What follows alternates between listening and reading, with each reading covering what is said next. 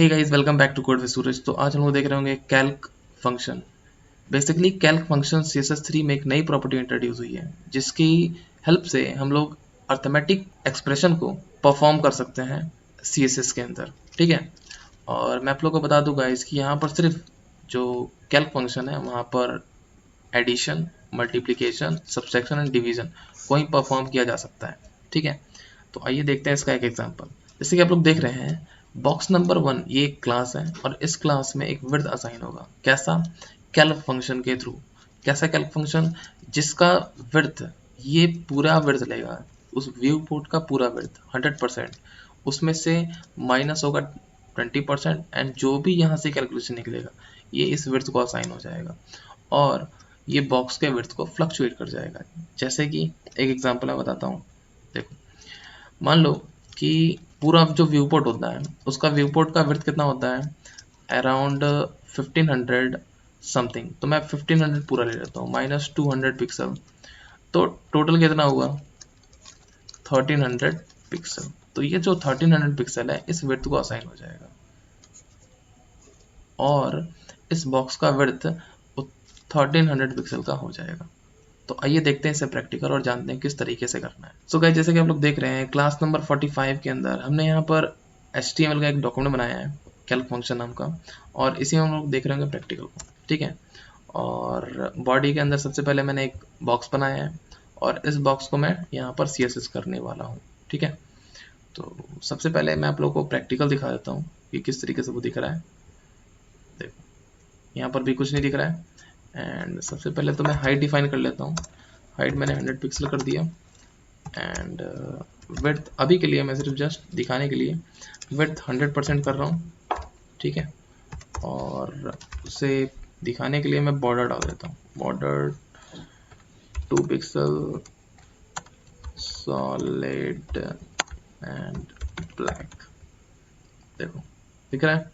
ठीक है, एक्चुअली में ये देखो, ये जो स्क्रॉल आ रहा है नीचे, ठीक है, मैं यहाँ पर अगर 5 पिक्सल कर दूँ, 5 पिक्सल, तो देखो स्क्रॉल आ रहा है नीचे, है ना, कुछ स्क्रॉल। तो आई थिंक ये स्क्रॉल नहीं आना चाहिए। ठीक, तो इसे हम लोग रिजॉल्व करने के लिए क्या यूज़ करते हैं, यहाँ विड्थ में लगा देंगे हम लोग कैल्क फंक्शन। ठीक है, तो मैंने बोला Calc, sorry for that, Calc function जिसमें से विड्थ होगा उसका 100% और 100% में से मैं बॉर्डर को माइनस कर देता हूँ। विड्थ में आप लोग जानते हो गाइस कि विड्थ हमेशा हॉरिजेंटली होता है। तो जब हॉरिजेंटली होता है तो हॉरिजेंटली में ये जो है यहाँ का मैं माइनस करवाऊंगा, ये जो विड्थ कंटेन कर रहा है बॉर्डर, और इधर का जो बॉर्डर है, ठीक है, राइट और लेफ्ट से जो बॉर्डर होगा मैं वो हटाना चाहूँगा। तो मैंने यहाँ पर -2 पिक्सल फॉर राइट के लिए हटाया। ठीक है, sorry for that, 5 pixel right के लिए एंड -5 पिक्सल अगेन लेफ्ट के लिए। ठीक है, तो अब देखो शायद ये यहाँ से हट चुका है। ठीक है, अब ये फुल्ली जो है वो कंटेन कर रखा है, देखो, है ना। मैं एक्चुअली इसका कलर रेड कर देता हूँ तो आपको मालूम पड़ेगा। देखो, दिख रहा है ना। सो आई होप ये चीज़ आप लोग क्लियर हुआ हो। मैं एक और एग्जांपल ले लेता हूँ। इस बॉक्स को मैं हटा देता हूँ और मैं यहाँ पर सबसे पहले 3 डिव क्रिएट करता हूँ। Div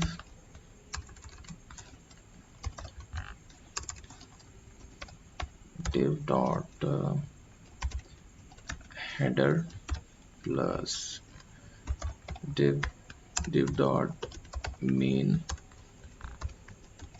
area plus div dot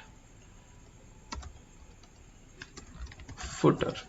okay, 3 आ गए हमारे पास। सबसे पहले मैं हेडर पे कर लेता हूँ काम। तो यहाँ पर डॉट हेडर है मेरे पास एंड इसका हाइट 100 पिक्सल है। मैं कांस्टेंट ले रहा हूँ। विड्थ मैं 100 VH ले लेता हूँ, sorry VW, view port width ले रहा हूँ पूरा। ठीक है, एंड बॉर्डर में लगा देता हूँ border 2 pixel solid black. Okay, तो ये हमारे पास आ गया। अभी देखो स्क्रॉल आ चुका है, ठीक है। तो स्क्रॉल को हटाने के लिए हम लोग क्या करेंगे, हम लोग करेंगे जो हमारा विड्थ है उसमें काम करेंगे। तो मैं यहाँ पर कैल्क फंक्शन लगा लेता हूँ। कैल्क फंक्शन हमने लगा लिया, जिसमें 100 व्यू पोर्ट विड्थ में माइनस करूँगा जो इसका बॉर्डर है, तो 2 pixel for right and -2 pixel for left. तो आई मस्ट से कि वो चीज़ अब हट चुका है, ठीक है। तो ये हो गया पहला चीज़। नेक्स्ट मैं करूँगा दूसरा मेन एरिया के लिए, ठीक है, और वैसे ही फुटर के लिए भी।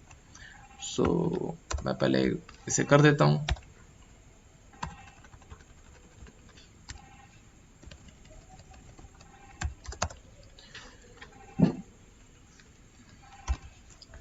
मेन एरिया गाइस हम लोग हाइट नहीं डिफाइन करेंगे। हम लोग चाहते हैं क्या है कि हमारा जितना भी कंटेंट है एक ही पेज में दिखाई दे, ठीक है। फुटर एंड हेडर भी, ठीक है।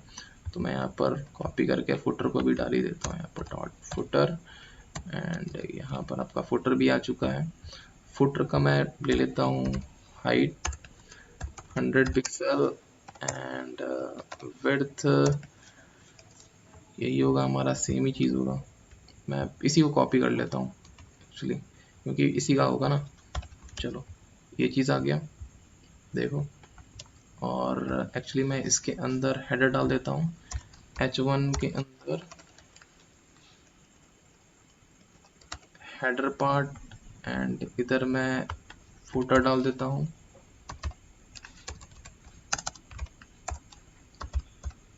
फुटर आ गया, एंड नाउ मेन एरिया के अंदर हमारा कंटेंट होगा, ठीक है।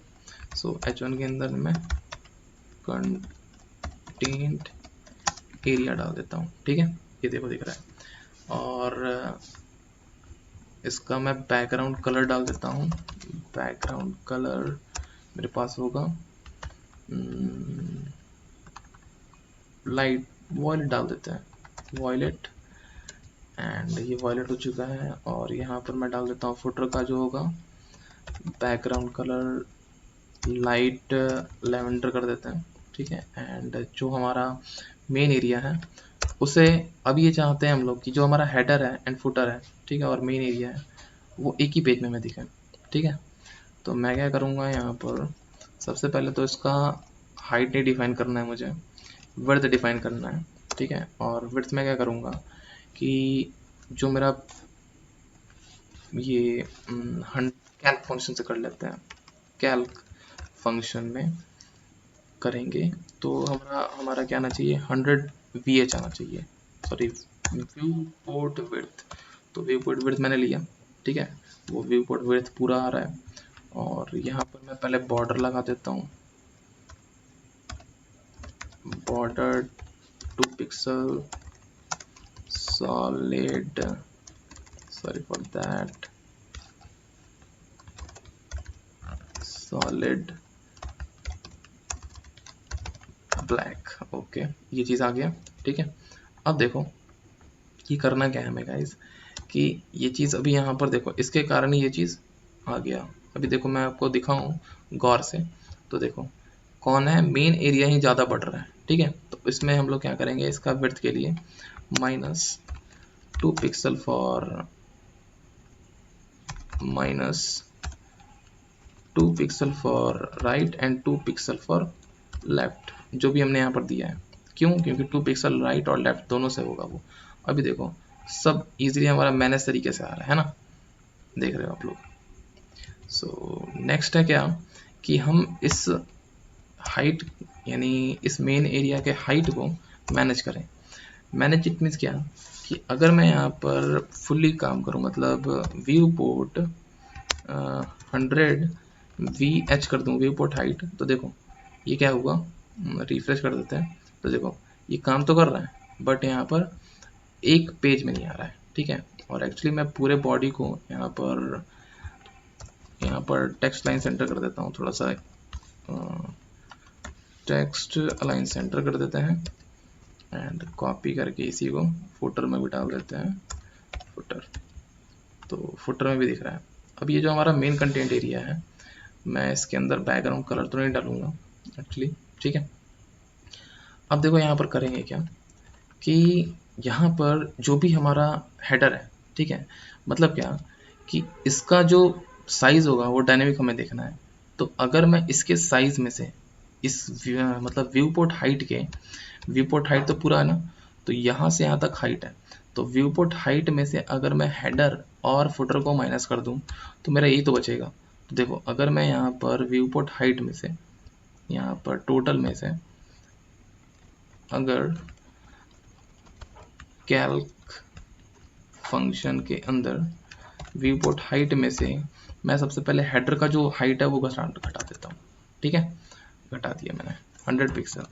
एंड मैं यहाँ पर जो फुटर है उसका भी हाइट घटा देता हूँ, ठीक है, तो यहाँ पर फुटर का भी हाइट घटा, तो ये चीज़ हो जाना चाहिए, ठीक है।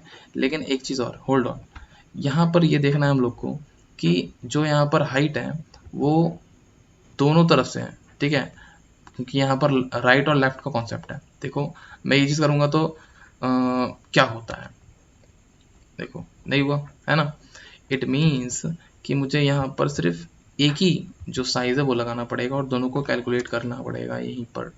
तो अप्रॉक्स 200 है तो मैं 200 लगा देता हूँ। नहीं हुआ, क्यों नहीं हुआ भाई, हाइट में बेसिकली हमारा VH यहाँ तो है, देखो आ गया, बस थोड़ा सा स्पेस देना था, देखो आ गया है ना, और हमारा साइज़ भी नहीं है यहाँ पर। अगर मैं इसके कंटेंट में, लेट सपोज यहाँ पर कंटेंट है, तो लॉरेम, सॉरी फॉर दैट, एक पैराग्राफ ले लेते हैं और इसमें लॉरेम 200 का पैराग्राफ डाल देते हैं। तो देखो ये पैराग्राफ आ गया, और इसे अगर मैं मान लो इसका साइज छोटा करूं या बड़ा करूं तो ईजिली तरीके से हमें वो चीज़ दिखेगा, फ्लक्चुएशन, देखो है ना, एक तरह से रिस्पॉन्सिवली वर्क काम कर रहा है ये। सो आई होप ये चीज़ आप लोगों को क्लियर होगा, ठीक है। अगर कोई भी डाउट होता है गाइज आप लोग कमेंट बॉक्स में मुझे कमेंट कर सकते हैं, मैं उस चीज़ को रिजॉल्व करने की पूरी कोशिश करूँगा, ठीक है। सो आई होप आप लोग क्लियर हुआ, okay. So thank you for watching और मिलते हैं नेक्स्ट वीडियो में, टिल देन बाय बाय।